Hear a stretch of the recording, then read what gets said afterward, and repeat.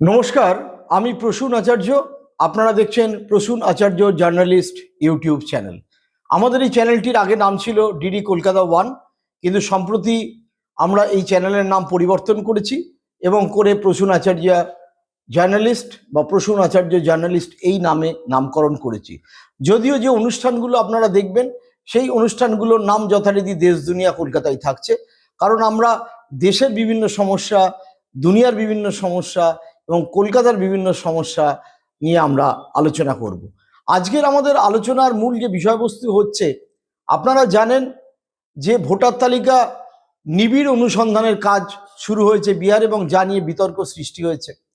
কারণ হচ্ছে যে নথিগুলো চাওয়া হচ্ছে সেই নথিগুলোতে অদ্ভুতভাবে আধার কার্ড, ভোটার কার্ডকে নথি ধরা হচ্ছে না, এবং যেটা নিয়ে সুপ্রিম কোর্টে মামলা করেছেন তৃণমূলের সাংসদ মহুয়া মৈত্র, আরজেডির সাংসদ মনোজ ঝা, মামলা করেছেন অ্যাসোসিয়েশন ফর ডেমোক্রেটিক রিফর্মের পক্ষ থেকে প্রশান্ত ভূষণ এবং আরও কয়েকটি সংগঠন। সুপ্রিম কোর্ট যে এই মামলার পরবর্তী হিয়ারিং হবে বৃহস্পতিবার, এবং সুপ্রিম কোর্ট কোনো স্টে অর্ডার দেয়নি। কেন এই বিতর্ক? এর আগে সুকৃতি রঞ্জন বিশ্বাসকে নিয়ে, মহাশয়কে নিয়ে আমরা এ ব্যাপারে বিস্তারিত আলোচনা করেছিলাম। না ভোটার কার্ড, না আধার কার্ড, কোনোটাই নাগরিকত্বের পরিচয়পত্র নয়। এই নতুন ইলেকশন কমিশন জ্ঞানেশ কুমারকে সামনে রেখে বিজেপি যে নোংরা খেলাটা খেলতে শুরু করেছে সেটা আপনাদের বোঝা উচিত। বিজেপি আসলে এমন এমন ডকুমেন্ট চাইছে, 87 সাল একটা কাট অফ ইয়ার ধরে, 2003 ধরে, তার পরবর্তীকালে বাবা মার জন্মের পরিচয়পত্র। আমি প্রসূন আচার্য, আমি আরজিকর হাসপাতালে জন্মেছি, মা বাবার মুখে শুনেছি, আমার কোনো বার্থ সার্টিফিকেট হসপিটাল ইস্যু করেনি। অনেক পরবর্তীকালে বার্থ সার্টিফিকেট রেজিস্টার্ড হয়। আপনারা আশপাশে যত দেখবেন পুরনো লোকেদের বলছে বাবা মার বার্থ সার্টিফিকেট লাগবে। এটা একটা অদ্ভুত কথা, এবং এটা নিয়ে একটা বিভ্রান্তির সৃষ্টি হয়েছিল। প্রথমে ইলেকশন কমিশন বলেছিল লাগবে না, এখন ইলেকশন কমিশন পরিষ্কারভাবে সুস্পষ্টভাবে বলেছে না, আমরা যে কাগজগুলো বলছি লাগবে।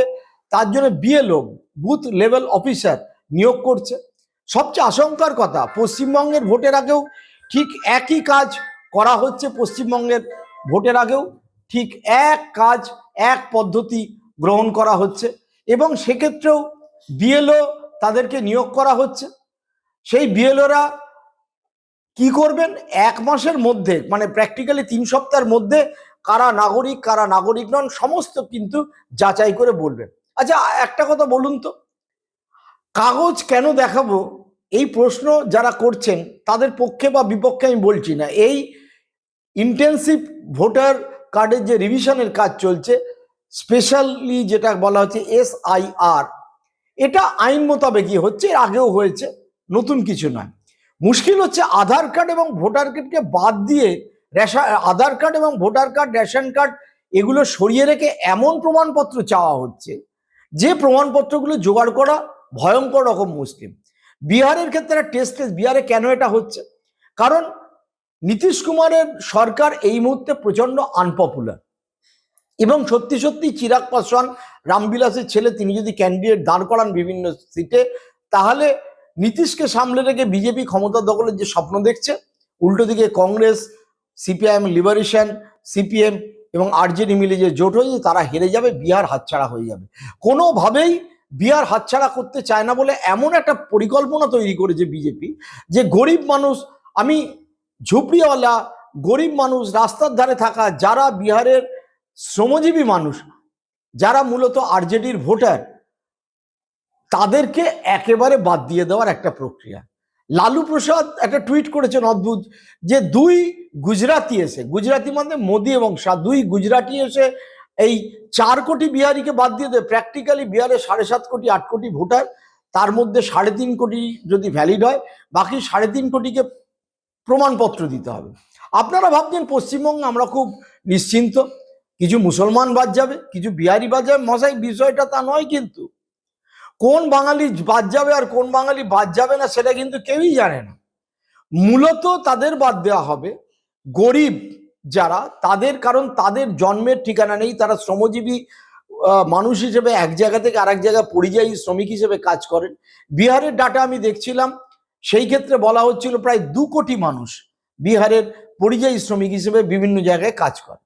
পশ্চিমবঙ্গের নয় নয় করেও যদি আমরা 11 কোটি মানুষ ধরি, তার মধ্যে প্রায় 1 কোটি মানুষ পরিযায়ী, তার মধ্যে ডিস্ট্রিক্ট পরিযায়ী হতে পারে, জেলার এক জেলা থেকে অন্য জেলায় কাজে যান, অথবা হতে পারেন ভিন্ন রাজ্যে কাজে যান।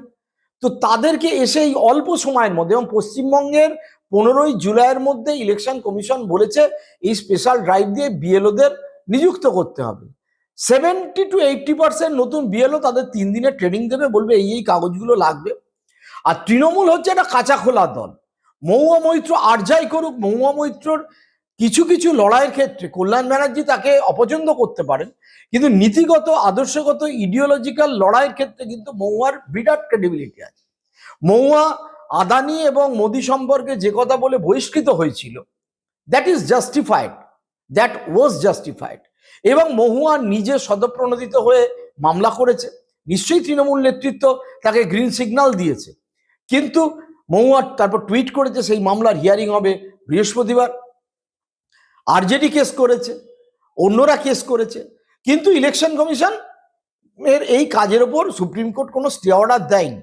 আমি এই কথা বলছি এই কারণেই, ব্রিটিশদের আমরা শুনেছিলাম ডিভাইড অ্যান্ড রুল, এই দুই গুজরাটি মোদি এবং শাহ আসার পরে একই জিনিস সারা দেশ জুড়ে করছে। আচ্ছা, একটা অন্য প্রসঙ্গ বলি, আপনাকে তো সব কাগজ, আপনার বাবা মার জন্ম কোথায়, সার্টিফিকেট, প্রমাণপত্র দেখাতে হবে। নরেন্দ্র দামোদর দাস মোদি তার শিক্ষাগত যোগ্যতার কাগজটা দেখান না কেন বলুন? আজ পর্যন্ত দেখিয়েছেন? দিল্লি হাইকোর্টে মামলা করে করে করে করে কাগজটা আটকাচ্ছেন। আমি যারা এই ভিডিও দেখছেন, শুভেন্দু অধিকারীকে দয়া করে আমি বলছি, প্রেস কনফারেন্সে প্রশ্ন করবেন, যদি সাংবাদিক থাকেন বা বিজেপির লোকেদের পাড়ায় দেখা হলে বলবেন যে নরেন্দ্র মোদী তার শিক্ষাগত যোগ্যতার কাগজটা আটকাচ্ছে কেন গত 10 বছর ধরে, কেন বলতে পারছে না? আরে এই দেশে ক্লাস 4 পাস কেউ দেশের প্রধানমন্ত্রী হতে পারে, কিন্তু এরা মিথ্যে কথা বলেছে সেটা প্রমাণ করার জন্য বারবার আটকাচ্ছে কেন? যে প্রধানমন্ত্রী তার শিক্ষাগত যোগ্যতার কাগজ সার্বজনীন করে না, সেই ক্ষেত্রে তাদের নির্দেশে ইলেকশন কমিশন, তাদের হাতের কাঠপুতুল ইলেকশন কমিশন কেন এটা দেখতে চাইতে পারে? কি তার রাইট আছে? এবং দেখে তারা তাদের নাগরিকত্ব কার আছে আর কার নেই, এটা ইলেকশন কমিশনের কাজ না। এটা পরিষ্কারভাবে আপনাকে জানতে হবে। যে বাঙালিরা এতক্ষণ সারাক্ষণ বসে আছেন আর ওই টিভি চ্যানেলে একটা ন্যারেটিভ দেখছেন, সাউথ ক্যালকাটা ল কলেজের ধর্ষণ, যে ধর্ষিতা হয়েছে তার অভিযোগে ধর্ষণকারী ধরা পড়েছে, আর তৃণমূল কংগ্রেসের নিয়োগ দুর্নীতি থেকে শুরু করে অন্য দুর্নীতির সীমা নেই, সেই নিয়ে টিভি চ্যানেলের আলোচনা শুনছেন। কিন্তু আসলে মুশকিল যেটা, আপনারা টিপ অফ দ্য আইসবার্গ দেখছেন, মূল জায়গাটা কিন্তু বিজেপি সাফ করে কেটে দিয়ে চলে যাচ্ছে। যেরকম ধরুন, এই আপনার বাড়িতে যারা খাবার পরিবেশন করে, সুইগি, জোম্যাটোর, এরা যাদেরকে গিগাকর্মী বলা হচ্ছে, তারা কোনো আইনের অধীনে নয়, আর শ্রম আইনের অধীনে নয়, তারা কোনো দাবি করতে পারে না। আপনারা জানেন গুজরাটে জারি হয়েছে নতুন অর্ডিন্যান্স, 12 ঘন্টা কাজ করতে হবে। মমতা ব্যানার্জি বলেছেন করতে দেবো না, মমতা ব্যানার্জি এরকম অনেক কিছুই বলেন। মমতা ব্যানার্জি আজকে আছেন, কালকে থাকবেন না, কিন্তু পশ্চিমবঙ্গের বাঙালি আগেও ছিল, মমতা ব্যানার্জির সময়ও আছে, ভবিষ্যতেও থাকবে। তাদেরকে ভাবতে হবে খুব সুনির্দিষ্টভাবে যে আপনারা কি করছেন। আমি শুধু একটা খবর পড়ে শোনাচ্ছি, শুনলে অবাক হবেন, যে দিনহাটার বাসিন্দা অদ্ভুতভাবে তার উত্তম ব্রজবাসী, তাকে আসামের থেকে ট্রাইব্যুনাল অ্যাক্টে নোটিশ পাঠানো হয়েছে, ফরেনার ট্রাইব্যুনাল অ্যাক্টে 15ই জুলাইয়ের মধ্যে নাগরিকত্বের প্রমাণ দিতে হবে, নয়তো দেশের থেকে বাইরে হুঁশিয়ারি না যদি দেওয়া যায় তাকে বেনাগরিক করা হবে, দেশ থেকে বার করে দেবে। প্রথম কথা, ওই ব্রজবাসী সে কিন্তু আজ পর্যন্ত আসামে যায়নি, বলছে কোনোদিনই যায়নি। কোথা থেকে ট্রাইব্যুনাল তাকে করলো? আপনারা জানেন যে অলরেডি প্রায় 300 জন বাঙালিকে বেঘর করে, বেনাগরিক করে তাদের বাড়িঘর ভেঙে দেওয়া হয়েছে আসামে। অর্থাৎ যেখানে যেমন ডোজ কাজে লাগবে। এখানে শুভেন্দুকে দিয়ে সনাতনী মুসলমান শত্রু, অন্যদিকে আসামে বাঙালি শত্রু, কোথাও হয়তো গোয়ানির শত্রু, এক এক জায়গায় এক এক রকম ফর্মুলা, এবং সেই ফর্মুলা প্রয়োগ করতে করতে এরা যেটা করছে, ইলেকশন কমিশনটাকেও ভার্চুয়ালি হাইজ্যাক করে নিয়েছে। আপনি যাই করুন না কেন, ইলেকশন কমিশনকে আপনি যতই বোঝান না কেন, ইলেকশন কমিশন কাঠপুতুল হয়ে গেছে। যে বাঙালিরা ভাবছেন যে না রে বাবা, আমি তো বিজেপিকে ভোট দিই, আমি তো বিজেপির ভোটার, আমি তো দিদির বিরোধী, আমার তো সব আছে। আপনি যখন ইন্টেন্সিভ রিভিশন হবে, আপনাকে বাড়িতে খুঁজে পাওয়া যাবে না, টুক করে আপনার নামটা ওই ভোটার কার্ড থেকে বাদ হয়ে যাবে, আপনি বুঝতেও পারবেন না। যে পরিযায়ী শ্রমিক রাজ্যের বাইরে এই মরশুমে গেছে, আপনারা জানেন এই সময় বন্যা বিধ্বস্ত অবস্থা, চাষের মরশুম। বিহারে যেটা সবচেয়ে আপত্তি উঠেছে, বহু চাষের কাজে ব্যস্ত থাকে বিএলওদের। আমি একাধিক ইন্টারভিউ শুনলাম, তারা বলছে এক একজনের বাড়িতে দুবার তিনবার করে যেতে হচ্ছে। কি করে আমরা যাব? আমাদের 1 মাস কেন, আমাদের যদি 6 মাস সময় দেওয়া হয় তাহলেও হবে না। ঠিকই বলেছেন, কারণ 2003 সালে এই কাজটা করা হয়েছিল 2 বছর সময় নিয়ে, আর এবার 15 দিন 20 দিন। এই রাজ্যে শুরু হচ্ছে আগস্ট মাসে। অর্থাৎ আপনাকে বেনাগরিক ভোটার করে দেওয়ার যে একটা সুস্পষ্ট পরিকল্পনা, আমি জানি না তৃণমূলে কিভাবে কমব্যাট করবে, কিভাবে করবে না, তারা কিভাবে ভোট পরিচালনা করে, তার পেছনে তারা এখন আইপ্যাককে নিয়োগ করেছে। সেই আইপ্যাক আবার নানা রকম পরামর্শ দেয়। প্রশান্ত কিশোরের আইপ্যাক, এটা আবার তার এক চেলার আইপ্যাক। তাদের ওপর নির্ভর করে দিদিমণি সাজাচ্ছেন পুরো এই ব্যাপারটা। কিন্তু মূল জিনিস হচ্ছে আপনি ব্যক্তিগত ইন্ডিভিজুয়াল পার্সন। আপনি তৃণমূলের সমর্থকও নয়, আপনি সিপিএমও নয়, আপনি বিজেপিও নন। এই খেলাটা বুঝুন। এই খেলাটা যদি না বুঝতে পারেন, তাহলে টুক করে আপনার নামটি ভোটার কার্ড থেকে বাদ হয়ে যাবে। এবং এই ক্ষেত্রে ইলেকশন কমিশন যে ডাইরেকশন দিয়েছেন সেটা ভয়ঙ্কর।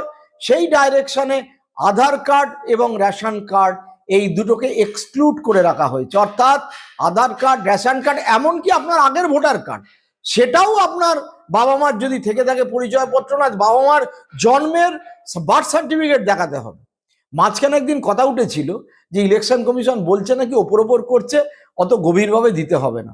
পরে দেখা গেল ইসিআই পরিষ্কার ক্যাটেগরিক্যালি বলল, আমরা আমাদের নির্দেশের কোনো পরিবর্তন করিনি। সুতরাং সাধু সাবধান, ইলেকশন কমিশনের মাধ্যমে বিজেপি যে কাজটা করছে সেই কাজের ব্যাপারে আপনি যদি এখনই সতর্ক না হন, এখনই যদি প্রতিবাদ না করেন, এখনই যদি না বুঝতে পারেন, তাহলে কুচ করে একদিন আপনার গলাটি কেটে যাবে, কিছুই বুঝতে পারবেন না, তখন কেঁদেও কোনো কুলকিনারা করতে পারবেন না। এই বলে শেষ করছি। আমাদের নতুন ইউটিউব চ্যানেল নয়, আমাদের ডিডি কলকাতা 1 ছিল, সেইটারই নাম পরিবর্তন করে রাখা হয়েছে প্রসূন আচারিয়া জার্নালিস্ট। দেখতে থাকুন, সঙ্গে থাকুন, লাইক শেয়ার কমেন্ট করুন। ভালো থাকবেন, সুস্থ থাকবেন। নমস্কার।